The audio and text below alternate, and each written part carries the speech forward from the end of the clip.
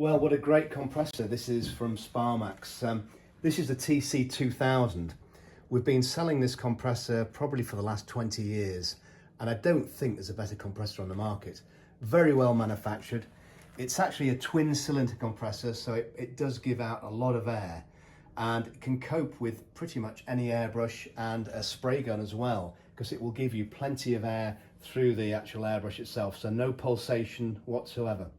So I'll just show you what comes with the compressor and how it all goes together. So when you receive yours, you know exactly how it fits together and what you should be doing.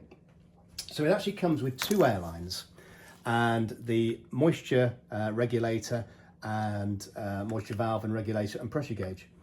And also a 4 airbrush stand and clamp, which can clamp onto your desk or table or workspace or anything like that. It does also come with a series of adapters. So if you want to use any other airbrush on there, you can do. You just fit this adapter into the end of the airline like so, and then attach to your airbrush. So start off, you can actually, I suppose the easiest way is to start off with the moisture trap and filter regulator. Now the idea behind this is that when air is actually sucked into the compressor and pumped up, there's a certain amount of moisture in that air.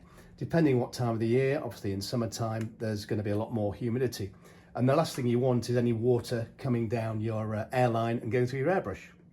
So what we tend to do when we first designed these compressors is we move the actual moisture trap away from the compressor. So it gives chance for the air to cool down through the airline before it actually gets to the moisture trap here. And you will see little bits and dots of moisture, especially through the summer months. And to relieve that, when it's actually pumped up with air, just release the valve there and the moisture will come out. So fairly straightforward. Now on here you'll see you've got your gauge, which will go right up from 0 up to about 60 psi. You really only want to be working at about 40, so depending on what you're doing. So to start off, we'll take this little bolt or nut off there and slide this up into the stand or hanger, and this tightens up like so.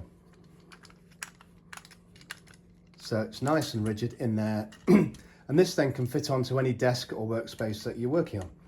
Now you notice the air can only travel into this one direction.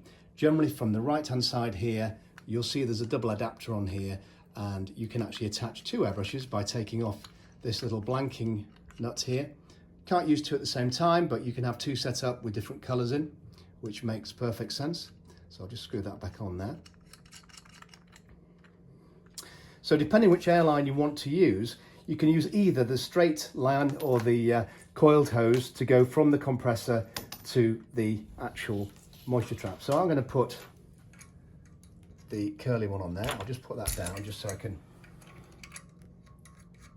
and if you just tighten that right up, make sure there's no leaks, not over tight, but make sure there's no leaks.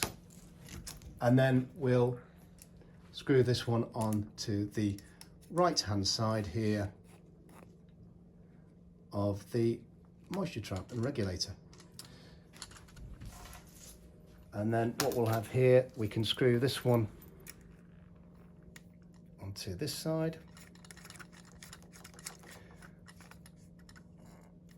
like so, and then we can actually clamp that straight onto say a desk work surface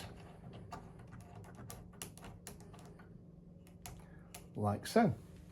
So that's nice and neat, out of the way. You can, if you want, to put the compressor on the floor, totally out of the way. So once you switch this on, you'll see it's very quiet. It's about 42 decibels. Even quieter if it's put on the floor, you would hardly hear it. And you'll notice it pumps up air, and I'll just push my finger on there. You'll see the gauge there, and it stops. As soon as you start using your airbrush again, it will switch itself on again. So we can regulate the pressure on here. We can actually drop the pressure down, or we can increase the pressure just by turning this black knob here. And when you want it set, you can just press that down.